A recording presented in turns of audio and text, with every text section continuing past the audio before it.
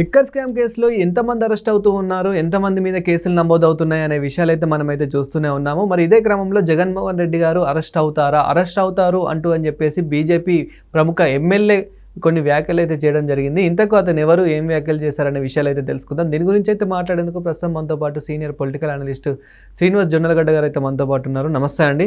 నమస్కారం అండి. సో జగన్మోహన్ రెడ్డి గారు అరెస్ట్ అవుతారు అని చెప్పేసి అయితే బీజేపీ ప్రముఖ ఎమ్మెల్యే ఇలా కొన్ని వ్యాఖ్యలు అయితే చేయడం జరిగింది. ఇది ఎంతవరకు నిజంగానే జగన్మోహన్ రెడ్డి గారు అరెస్ట్ కాబోతున్నారా? ఇక్కడ మీరన్నట్టు చాలా వరకు ఇప్పటివరకు ఊహాగానాలే నడిచినాయి. ఒక 10 రోజులుగా ఇదిగో మాపు, ఇదిగో రేపు అంట మాట్లాడతానే వచ్చారు. అంతా అయిపోయింది. అంతిమ లబ్ధారు ఎవరైనా తెలిసిపోయింది. జగన్మోహన్ రెడ్డి అనేది తేటతెల్లం అయిపోయింది. సో ఆధారాలన్నీ ఇవాళ ప్రస్ఫుటంగా ఉన్నాయి. సిట్ దర్యాప్తులు అన్నీ కూడా చాలా కీలక అంశాలు బయటపడ్డాయి. అన్ని వీళ్ళు జగన్మోహన్ రెడ్డి కేసు చూపిస్తూ ఉన్నాయి. సో ఖచ్చితమైన ఆధారాలు ఉన్నాయి కాబట్టి అయితే ఏదైతే ఛార్జ్షీట్ ఉందో ప్రిలిమినరీ ఛార్జ్షీట్ దాంట్లో కూడా జగన్మోహన్ రెడ్డి గారి పేరు ప్రస్తావించడం జరిగింది. అయితే అరెస్ట్ విషయానికి వచ్చేటప్పటికల్లా ఇప్పుడున్న పరిస్థితి ప్రకారం ఏదైతే ఫైనల్ ఛార్జ్షీట్ ఉందో అది రావాల్సి ఉంది. ఫైనల్ ఛార్జ్షీట్ వచ్చే వరకు జగన్మోహన్ రెడ్డి అరెస్ట్ జరుగుతుందని నేనైతే అనుకోవట్లేదు.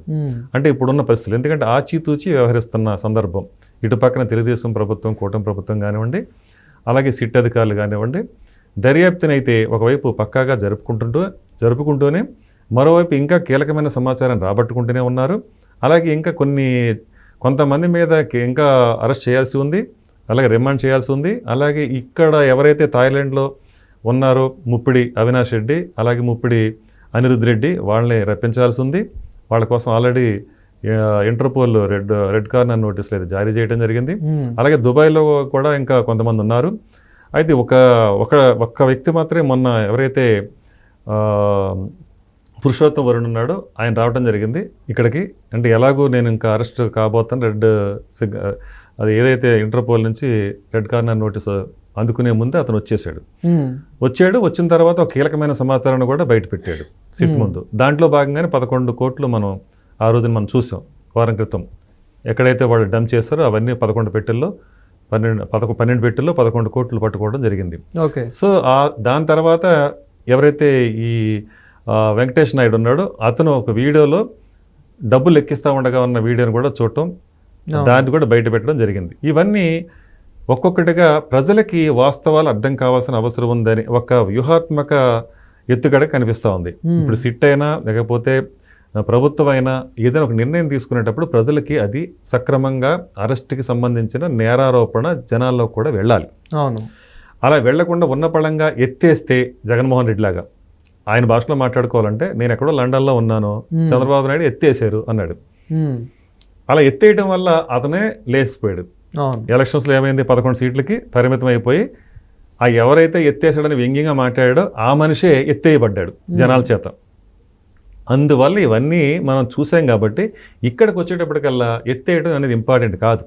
ఆ ఎత్తేయాల్సిన వ్యక్తి, ఎత్తేయబడబోయే వ్యక్తి చేసిన ఆ అఘాయిత్యాలన్నీ ఒక్కొక్కటిగా తేటతెల్లం కావాలి. ఇది క్రమ పద్ధతిలో జరుగుతుందని నేను అనుకుంటున్నాను. సిట్ దర్యాప్తులో ఎక్కడెక్కడ కీలక అంశాలు ఉన్నాయో అవన్నీ ప్రజల్లోకి వెళ్తున్నాయి. అయితే ఇప్పుడు ఈ ప్రజల్లోకి వెళ్ళే విషయాలు అడ్డుకోవాలని చూస్తున్నారు వైసీపీ. అందులో భాగంగా ఇవాళ ఎవరైతే వెంకటేష్ నాయుడు భార్య ఉన్నారో ఆవిడతో ఒక కేసు కూడా వేయించారు. పిటిషన్ పడింది. ఏమైనా హైకోర్టులో నా భర్తకు సంబంధించిన సెల్ ఫోన్లు ఏవైతే ఉన్నాయో ఆ కీలకాంశాలని వీడియోస్ని బయట పెడుతున్నారు. అది ఒక రకంగా చెప్పాలంటే మీడియా ట్రయల్స్ కింద ఉంది. సో దీన్ని అడ్డుకోవాలి. ఇప్పుడు ఆల్రెడీ హల్చల్ చేస్తున్న వాటిని నిరోధించాలి, డిలీట్ చేయించాలి, అలాగే ఇంకా బయట పెట్టకుండా ఆపాలి, నిరోధించాలి అని ఆవిడ ఒక పిటిషన్ అయితే వేశారు. సో ఇవన్నీ మనం గమనిస్తున్నాం, ఎత్తుకు పై ఎత్తులా ఉన్నాయి. ఒకవైపునేమో వాళ్ళేమో ఆత్మరక్షణలో పడి వైసీపీ ఇది బయటపడకుండా ఉండాలి అని ఇదంతా మేమంతా అమాయకులు, మాకేం తెలియదు అని చెప్పే ప్రయత్నం జరుగుతా అడ్డుకునే ప్రయత్నం చేస్తుంది. మరోవైపు ఏం చేస్తున్నారంటే ఇక్కడ ఒక వ్యూహాత్మకంగా జగన్మోహన్ రెడ్డి ఎన్నెన్ని స్కాముల్లో ఉన్నాడు, ఏమేం జరిగినాయి, ఎన్నెన్ని బయటపడుతున్నాయి, ఇంకా ఎన్నెన్ని బయటపడబోతున్నాయి అని 1 by 1 వెళ్తుంది. ఫస్ట్లో మీరు కొన్ని చిన్నగానే స్టార్ట్ అయింది. ఇన్ని కోట్లు అన్ని కోట్లు అంటే మొదలెట్టారు. దాన్ని 3,500 కోట్లు ఇవాళ తెలుస్తూ ఉంది. ఒక ఓన్లీ లిక్కర్ స్కామ్లోనే 3,500 కోట్లు స్కామ్ జరిగిందని మనకు బయటకు ఇప్పుడు తెలుస్తున్న సమాచారం. ఇంకా లోతుల్లోకి వెళ్ళే కొద్దీ ఇంకా దానికి 10ంతలు అయ్యే అవకాశం ఉందంటున్నారు. అంటే 30,000 కోట్ల నుంచి 40,000 కోట్ల వరకు కూడా అవినీతి జరిగింది లిక్కర్ స్కామ్లో అంటారు. మరోవైపు మైనింగ్ స్కామ్, కాకాని గోవర్ధన్ రెడ్డి అలాగే అనిల్ కుమార్ యాదవ్ వీళ్ళిద్దరు కూడా ఇప్పుడు విచారణ ఎదుర్కొంటున్నారు ఆల్రెడీ. కాకాని గోవర్ధన్ రెడ్డి అయితే ఆల్రెడీ జైల్లో ఉన్నాడు. సో అది కూడా అంతిమంగా లబ్ధిదారుడు జగన్మోహన్ రెడ్డి అంటున్నారు. మరోవైపున చెవిరెడ్డి భాస్కర్ రెడ్డి ఎవరైతే ఉన్నారో వాళ్ళు బియ్యం స్కామ్ చేశారు. అది ఏకంగా ఆఫ్రికా కంట్రీలోనే వీళ్ళు వెళ్ళేసి దాన్ని ఒక ఇండస్ట్రీని కూడా పెట్టడానికి ప్రయత్నం చేశారు. ఈ పెట్టుబడులను అక్కడ తరలించే ప్రయత్నం చేశారు. ఇవన్నీ వస్తున్నాయి. మరో పక్కన శాండ్, అదైతే ఏకంగా 4 కోట్ల టన్నుల స్కామ్ జరిగింది ఇసుక అంటున్నారు. దాని మీద దగ్గర 4,000 కోట్ల అవినీతి జరిగింది అంటున్నారు. మరోవైపు గంజాయి, దాని మీద ఇప్పుడు ఎవరైతే కింగ్ పిన్ అయితే ఉన్నాడో అతను వచ్చేసి అనంతబాబు, అతని ద్వారా చాలా విషయాలు రాబట్టాల్సిన అవసరం ఉంది. అతని నుంచి కూడా వస్తే అంతిమ లబ్ధిదారు ఎవడో తెలుస్తుంది. ఇలా ఒక్కట కాదండి, దాదాపుగా అన్ని స్కాముల్లోనూ అష్టదిగ్బంధనం చేస్తున్నారు. ఇవాళ సిట్ అన్ని రకాల దర్యాప్తు కొనసాగిస్తుంది. అన్నింటికీ ఒకదానికొకటి లింక్ అవుతూ ఉంది. ఈ క్రమంలో ప్రభుత్వం కూడా ఆచితూచి, అంటే కూటమి ప్రభుత్వం ఆచితూచి వ్యవహరిస్తుందని చెప్పుకోవచ్చు. ఎందుకంటే అరెస్ట్ చేయాలంటే ఎంతసేపు అండి, ఇప్పుడు ఏ ఆధారాలు లేకుండా ఏ ఆరోపణ లేకుండా చంద్రబాబు నాయుడిని అరెస్ట్ చేసి 53 రోజులు పెట్టేశారు ల్యాప్టాప్. అదేం పెద్ద కష్టం కాదు. జగన్మోహన్ రెడ్డిని అరెస్ట్ చేయాలంటే డే 1 అంటే ఏదైతే కూటమి అధికారంలోకి వచ్చిందో నెక్స్ట్ డేనే అరెస్ట్ చేసేయచ్చు. అంటే తర్వాత చూసుకోవచ్చు ఆధారాలు కానీ ఇంకా లేకపోతే ఇవే కానీ వేరే ఆరోపణలు కానీ సాక్ష్యాలు కానీ ఇవన్నీ తర్వాత తీసి తెచ్చుకోవచ్చు. అంత విసులుబాటు ఉన్నా కానీ ఆ pని కూటమి ప్రభుత్వం చెయ్యలేదు. ఎందుకంటే ఎస్టాబ్లిష్ అవ్వాలి. ఒక నేరం చేసిన వ్యక్తి ప్రజల్లోకి ఎస్టాబ్లిష్ అవ్వాలి. ఇన్ని నేరాలు చేసేది ఇతగాడు అని జనాల్లోకి ఎస్టాబ్లిష్ అయిన తర్వాత అతనికి ప్రజల్లో ఏమాత్రం 0% సానుభూతికి తోసేయాలి. అతనికి ఏ సానుభూతి లేకుండా చేసి ఆ తర్వాత అరెస్ట్కి వెళ్ళినప్పుడు ఖచ్చితంగా ఇతను అరెస్ట్కి అర్హుడే, ఇతను చేసిన నేరాలు ఘోరాలు ఎలాంటివి, ఇతను భస్మాసురుడు, ఖచ్చితంగా అరెస్ట్ చేసి తీరాల్సిందని ప్రజల్లో నుంచే వస్తాయి ఆ స్పందన. అందుకోసమే నాకు తెలిసినంత వరకు నా అనాలిసిస్ ప్రకారం ఏదైతే జగన్మోహన్ రెడ్డి అంతిమ లబ్ధిదారుడు ఉన్నాడో ఇంతవరకు అరెస్ట్ కాకపోవడానికి కూడా కారణం ఇదే. సరే, ఇక మీరు అడిగిన విషయానికి వస్తే, ఒక పక్కన బీజేపీ అరెస్ట్ కాబోతున్నాడు త్వరలోనే అని ఆయన నల్లమిల్లి రామకృష్ణారెడ్డి గారు అంటున్నారు. మరోవైపు భూమన కరుణాకర్ రెడ్డి గారు హైదరాబాద్ నుండి లాబియింగ్ చేస్తున్నాడా అనే వార్తలు మనకి వినిపిస్తున్నాయి.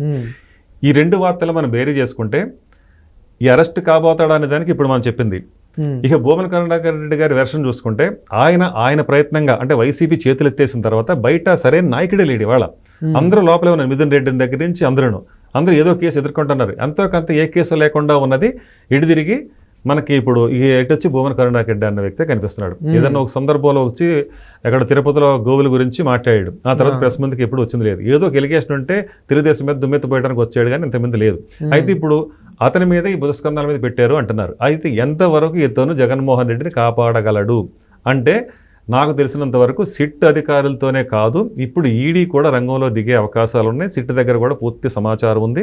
సిబిఐ కూడా దిగే కార్యక్రమాలు ఉన్నాయి. ఇప్పుడు ఆయన ఏదో గత ప్రభుత్వం అధికారంలో ఉన్నప్పుడు ఉన్న ఏవైతే కొన్ని రిలేషన్స్ ఉంటాయో అధికారులతో, వాళ్ళతో లాబింగ్ చేయించి అసలు ఎవరైతే వాళ్ళ అంతిమ లబ్ధిదారుడో జగన్మోహన్ రెడ్డిని అరెస్ట్ని అడ్డుకోవటం కోసం కిందన్న వాళ్ళ మీద ఇది నెట్టేసే ప్రయత్నం కోసం అతను ఏదో ప్రయత్నం చేస్తున్నాడని అంటున్నారు. కానీ ఇది అంత సాధ్యమయ్యే విషయం కాదు.